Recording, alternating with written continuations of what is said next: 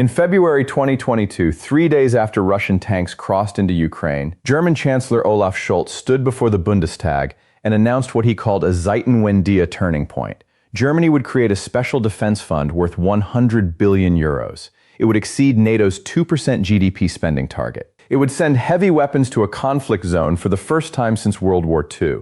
The era of German military restraint was over. 2 years later, that transformation is complete. Leopard tanks roll toward NATO's eastern flank. German defense contractors expand production lines dormant for decades. The Bundeswehr restructures for territorial defense. Forward deployment plans are drawn. Politicians who built careers on pacifism now champion rearmament. The West calls this deterrence restored, credibility rebuilt, European security reinforced. But shift the perspective.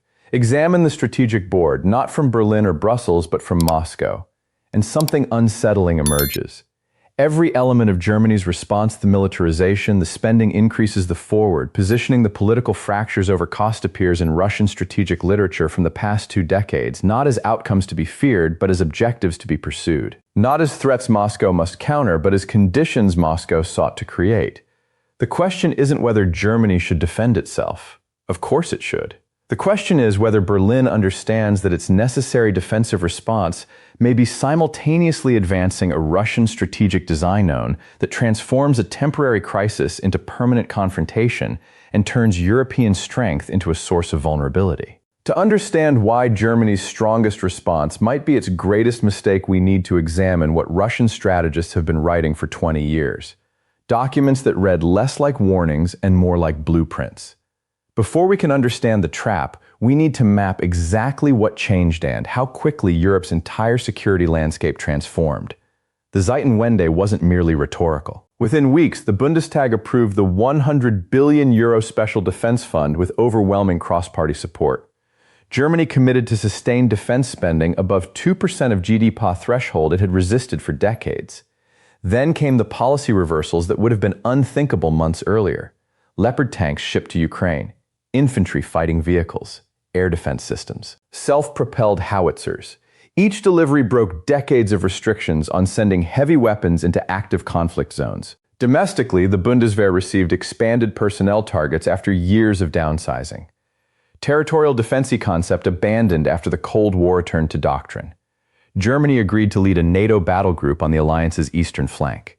Negotiations began for long-range strike capabilities. Politicians who once dismissed military readiness as Cold War thinking now debated reviving conscription. But Germany's transformation was only the beginning. Across Europe, the response cascaded. Poland announced defense spending increases to 3% of GDP with plans targeting 4% levels exceeding Cold War peaks. The Baltic states accelerated fortification programs along Russian borders. Finland and Sweden, neutral for decades or centuries, applied for NATO membership.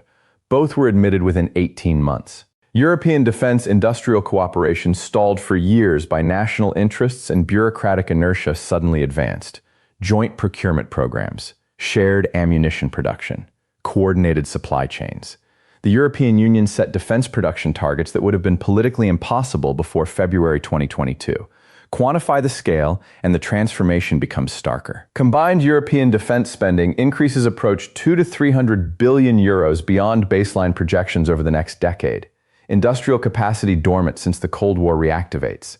Supply chains reorganize. Factories retool. Yet the deepest change isn't economics, it's political and cultural. Parties that built identities opposing military spending now champion rearmament. Politicians who made careers from Ostpolitik engagement with Russia through trade and dialogue now advocate containment. German Greens rooted in pacifist movements vote for tanks. Societies that leaned pacifist now debate war readiness in schools and media. This isn't incremental policy adjustment. It's structural transformation of European strategic culture, military posture, and geopolitical orientation compressed into 24 months. NATO's eastern posture shifted from tripwire forces designed to trigger American intervention to forward defense capable of blunting an initial assault. The message to Moscow, clear and unified. This transformation looks like Western resolve. But there's a reason Moscow's response hasn't been pernicious, it's been calculated patience. Because every tank Germany sends east, every billion Poland spends, every soldier Finland trains, advances a strategy written long before the first Russian tank crossed into Ukraine. To understand that strategy, we need to go back not to 2022, but to the moment Russia began planning for exactly this scenario. To understand that strategy, we need to go back not to 2022, but to the moment Russia began planning for exactly this scenario. In the 1990s, Russia initially sought integration with European security structures. It joined the Partnership for Peace, established the NATO-Russia Council, built economic interdependence through energy exports gas pipelines binding European prosperity to Russian supply. The assumption in Moscow, at least among some factions, was that Russia could become part of a broader European security architecture on terms that preserved its great power status. That assumption eroded gradually, then collapsed entirely. NATO's first expansion in 1999 brought Poland, Hungary, and the Czech Republic into the alliance. The second round in 2004 added the Baltic states' former Soviet republics along with Bulgaria, Romania, Slovakia, and Slovenia. A third wave in 2009 included Albania and Croatia. Each expansion, Moscow protested as a betrayal of post-Cold War understandings. Whether those understandings were real or imagined became irrelevant. Moscow perceived encirclement. Then came what Russia viewed as Western interference in its sphere of influence. The Rose Revolution in Georgia in 2003. The Orange Revolution in Ukraine in 2004. Both brought pro-Western governments to power through popular movements Moscow believed were orchestrated from Washington and Brussels. NATO's intervention in Kosovo in 1999 without UN Security Council authorization and later in Libya in 2011 convinced Russian strategists that the West used international institutions selectively applying rules when convenient, discarding them when not. The 2014 Ukraine crisis marked the definitive break. From Moscow's perspective, the West supported a coup against a democratically elected president. From the Western perspective, Ukrainians overthrew a corrupt autocrat. The gap between these narratives became unbridgeable. Russia annexed Crimea. War erupted in Donbass. Sanctions followed. The possibility of integration ended. What emerged in its place was a different strategic framework articulated by Russian thinkers like Dmitry Trenin, Sergei Karaganov, Fyodor Lukyanov, and various military theorists. Their writings from 2014 through 2020 reveal a shift in thinking. The new framework accepted that Russia couldn't prevent NATO expansion or Western influence in former Soviet states. But it could make that expansion strategically hollow. How? By forcing Europe into permanent crisis, management what some Russian strategists termed strategic exhaustion. The concept is straightforward. Make European security so expensive, so politically divisive, and so endless that the unity required to sustain it fractures over time. A complacent, unified Europe with minimal defense spending and stable energy supplies represents a formidable long-term competitor. A militarized, polarized Europe spending hundreds of billions on defense while managing economic instability is strategically exhausted, capable of tactical responses, but incapable of strategic coherence. Read the published papers and a pattern emerges. Russian strategists began arguing that a militarized Europe actually serves Russian interests better than a peaceful one.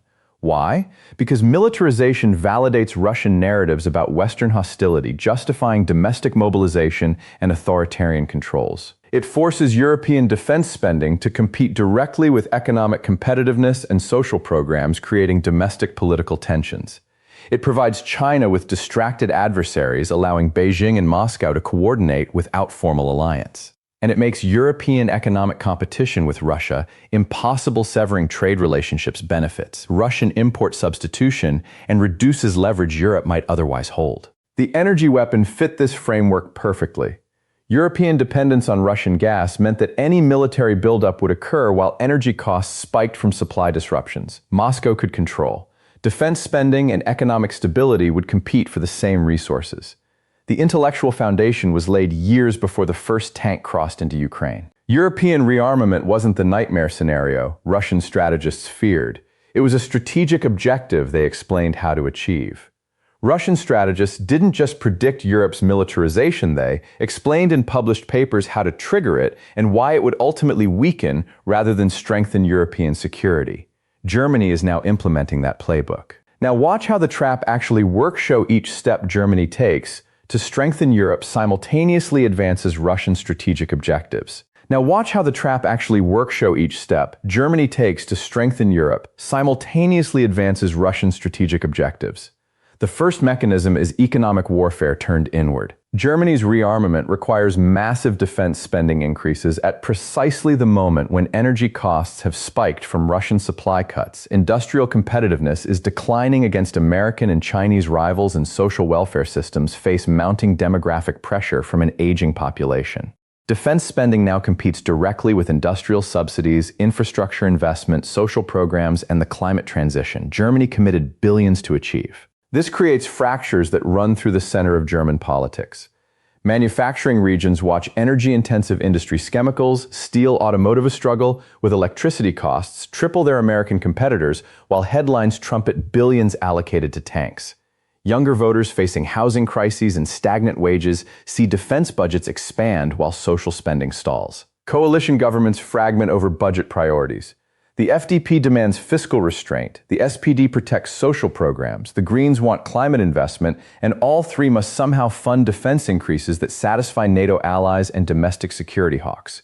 Russia doesn't need to defeat Germany militarily. It needs Germany to defeat itself economically through unsustainable spending choices that erode the prosperity and social cohesion upon which long-term strategic capacity depends. The second mechanism is the credibility trap. The moment Germany committed to rearmament, it entered a logic from which there is no easy exit. Any hesitation, any budget shortfall, any delayed delivery is now framed as weakness and unreliability not only by adversaries in Moscow, but by allies in Warsaw and Washington, and by domestic critics across the political spectrum. Germany must continuously escalate commitments to maintain credibility. When it provided infantry fighting vehicles to Ukraine, pressure immediately mounted for main battle tanks. When it sent Leopard tanks, the debate shifted to long-range missiles. When missiles are delivered, the question becomes fighter aircraft. Each step is justified by the previous one. Each refusal to escalate is portrayed as betrayal. And each escalation validates Russian narratives. Moscow points to German weapons near its borders as proof of NATO aggression, of revanchist tendencies, of existential threat. These narratives may be cynical propaganda, but they serve a function. They make diplomatic off-ramps politically impossible. How does Germany negotiate with an adversary it has spent 2 years arming against? How does it step back from commitments without appearing to capitulate? Moscow doesn't need to match Germany's escalation. It simply waits while Germany's commitments compound beyond levels it can sustain indefinitely. The third mechanism is European fragmentation disguised as unity. On the surface, Europe's response appears cohesive. Look closer and deep fractures emerge. Germany and France diverge fundamentally on strategic autonomy versus NATO dependence. Paris wants European defense independence from Washington. Berlin increasingly accepts that credible defense requires American commitment. Poland and the Baltic states demand forward defense capabilities that Germany's military cannot actually provide at the scale required. The Bundeswehr lacks the readiness, the logistics, the ammunition stocks for sustained high-intensity operations far from German territory.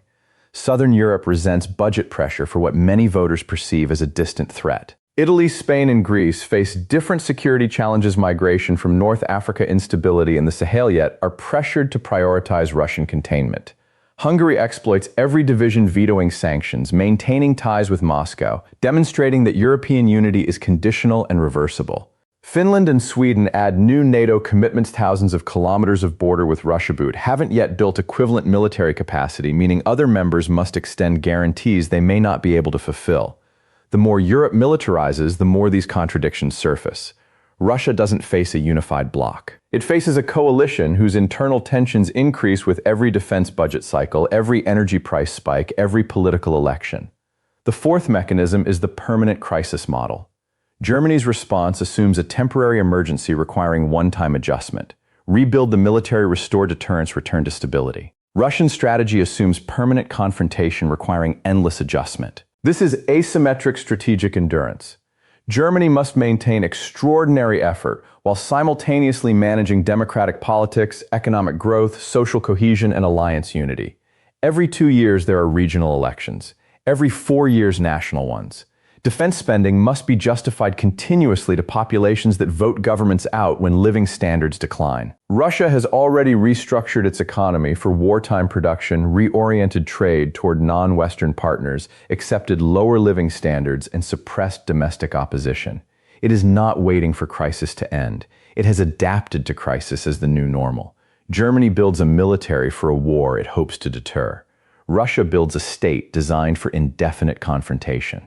Time favors the side that has already accepted what the other side still hopes to avoid. The fifth mechanism is the China factor. Every billion euros Europe spends on defense against Russia is $1 billion America cannot spend on strategic competition with China. Every German Leopard tank sent east is one less unit of industrial capacity available for Indo-Pacific contingencies. Every U.S. artillery shell shipped to Ukraine is one fewer in stockpiles reserved for a Taiwan scenario. Russian-Chinese coordination doesn't require a formal alliance. It requires only synchronized timing. If China were to move against Taiwan while Europe remains militarized against Russia, the United States faces the two-theater nightmare its defense planning has sought to avoid for decades scenario. It lacks the industrial capacity, the logistics, and the munition stocks to manage simultaneously.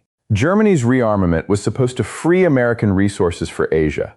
Instead, it locks America into European security indefinitely because Germany's buildup is too slow, too limited, and too politically fragile to substitute for U.S. capabilities. Europe's dependence doesn't decrease. It becomes permanent.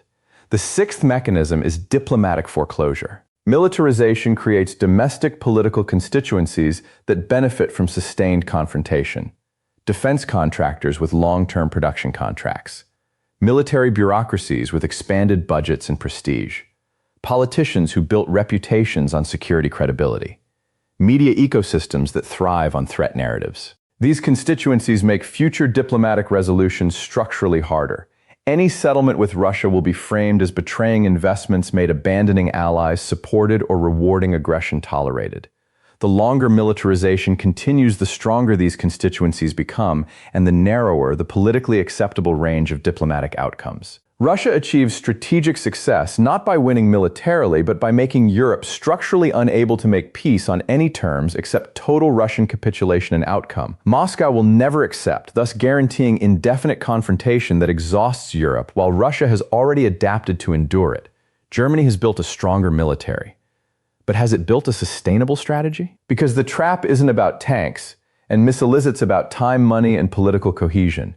And in that contest, Russia is playing a completely different game. These mechanisms aren't theoretical. They're already producing consequences across Europe, reshaping alliances, economies, and political systems in ways that extend far beyond the Ukrainian battlefield.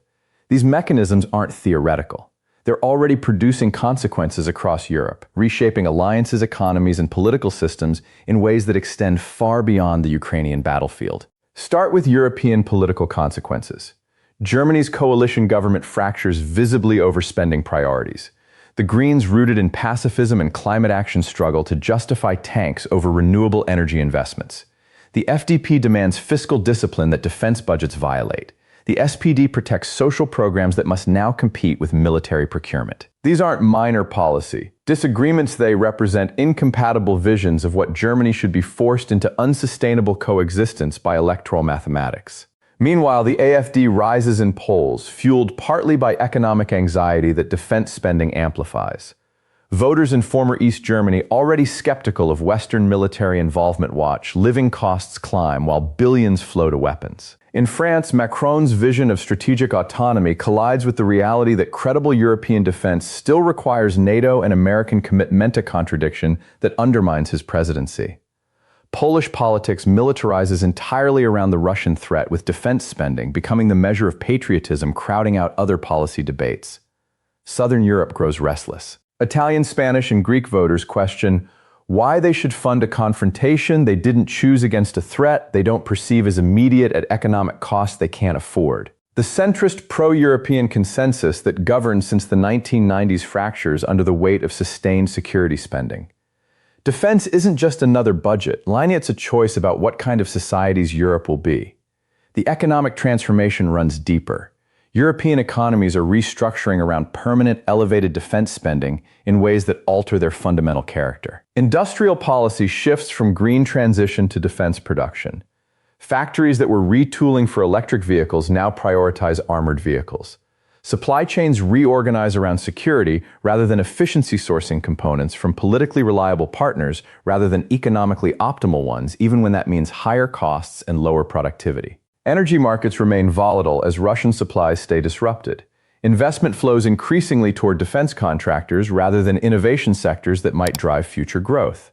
Productivity growth slows as capital flows to military applications rather than civilian technologies with broader economic spillovers. The economic model that made Europe wealthy export-oriented manufacturing built on cheap energy imports and minimal defense spending becomes untenable. Europe isn't adapting temporarily. It's becoming a different kind of economy. NATO itself transforms in contradictory ways. The alliance expands, adding Finland and Sweden capable militaries with extensive Nordic territory. But it also hollows out. Commitments now exceed capabilities. Article 5 guarantees extend to thousands of additional kilometers of border that NATO cannot actually defend with current force structures.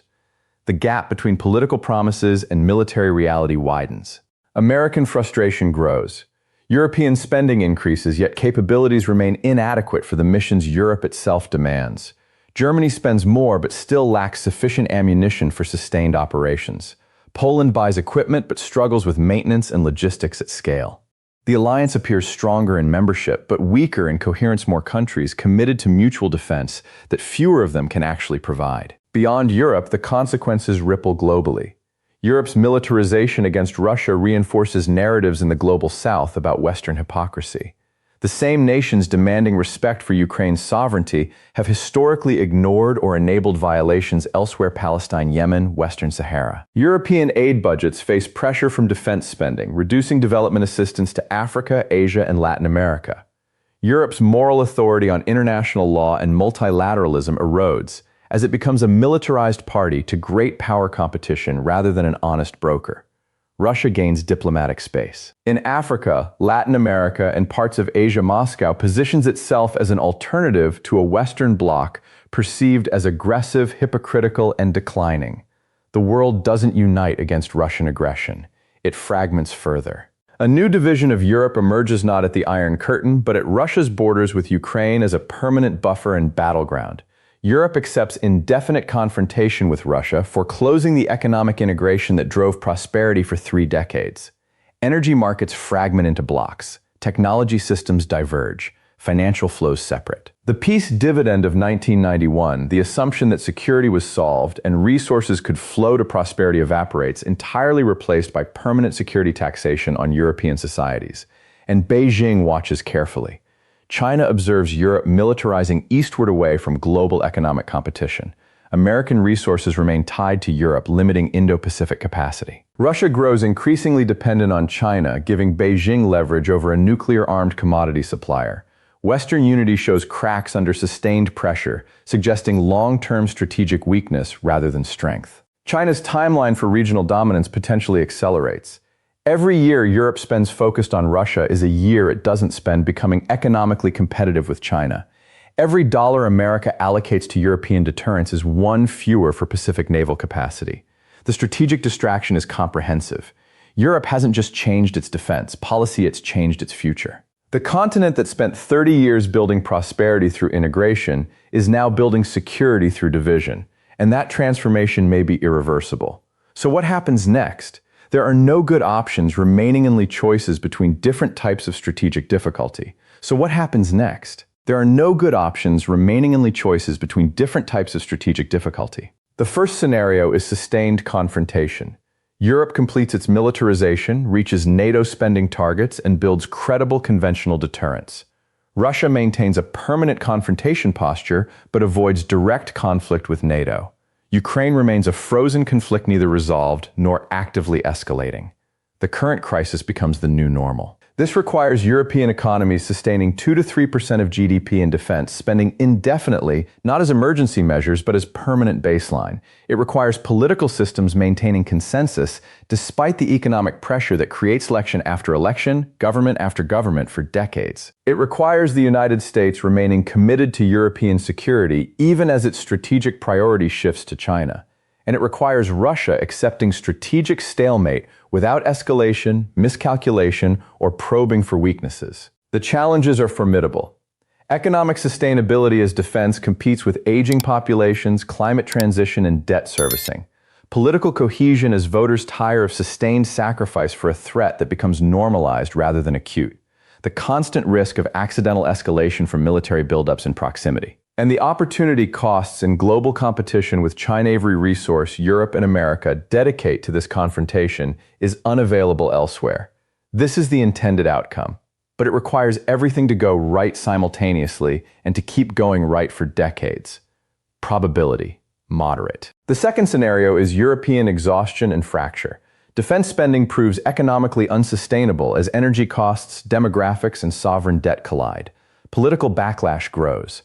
Populist governments in multiple countries reduce defense commitments, framing them as elite obsessions that impoverish ordinary citizens. Southern Europe defects from the consensus prioritizing Mediterranean security concerns over Russian containment. Germany faces coalition collapse over irreconcilable budget priorities. NATO unity fragments. Some members maintain commitments. Others quietly reduce them. The alliance doesn't formally dissolve, it hollows out with Article 5 guarantees, becoming increasingly theoretical as capabilities atrophy. The United States is forced to choose between carrying Europe indefinitely or accepting reduced commitment and redirecting resources to Asia. Russia achieves its strategic objective without firing another shot. Europe militarizes, exhausts itself economically and politically, then fractures. A Ukraine settlement on Russian-favorable terms becomes unavoidable as European support wanes and political will collapses. Moscow doesn't win militarily. It wins by waiting. The challenges here are managing alliance collapse without complete security vacuum, preserving some deterrence framework even as coherence fractures, and preventing Russia from exploiting disunity too aggressively. Probability, moderate to high if current economic pressures continue and political consensus continues eroding. The third scenario is escalation to direct conflict. Credibility traps, military buildups near borders, incidents in contested spaces, miscalculation, or deliberate Russian probing leads to direct NATO Russia engagement. This could begin with limited Xueqin air defense incident over the Baltics, a naval confrontation in the Black Sea, a cyber attack severe enough to trigger Article 5 debate, or it could expand from Ukraine's spillover as weapons ranges increase and red lines blur. Two nuclear-armed alliances in direct military conflict. Even if contained below the nuclear threshold itself, uncertain the economic costs would be catastrophic, supply chains would collapse, energy markets would spike beyond current crises, and political consequences would be entirely unpredictable. This is the scenario everyone seeks to avoid. But militarization paradoxically makes it more likely through proximity tension, reduced diplomatic communication, and the escalatory logic of credibility. Probability, low but non-negligible, and increasing with time as forces build near borders and incidents multiply. The fourth scenario is diplomatic reset through crisis. A severe economic crisis, debt defaults, energy system collapse, social unrest, major political upheaval in key European states forces urgent reassessment. Alternatively, a U.S. strategic pivot to Asia becomes non-negotiable as China moves in the Indo-Pacific, forcing hard choices about resource allocation. Or an external shock, pandemic, financial crisis, climate disaster orders priorities. Under this pressure, Europe and Russia negotiate comprehensive settlement. Ukraine accepts some form of neutrality with security guarantees from multiple parties. Europe and Russia pursue limited economic reintegration under new terms that acknowledge mutual interests. Russia accepts constraints on behavior in exchange for sanctions, relief, and recognition of security concerns. This requires all parties accepting less than maximal objectives, politically costly everywhere. Germany would face accusations of abandoning Ukraine. Russia would face accusations of gaining nothing from its aggression. Ukraine would lose agency over its own future. Enforcement of any agreement would be contested and fragile. Probability, low in the near term. But increases significantly if Scenario 2's economic pressures become severe enough to force politicians to choose between ideological commitments and economic survival. The most likely path forward combines elements of multiple scenarios. Sustained confrontation for 3 to 5 years as current policies play out. Then partial European exhaustion forces modified objectives while maintaining some deterrence framework. Neither total success nor complete failure. Neither resolution nor acute crisis. Permanent elevated tension at lower intensity than the current moment.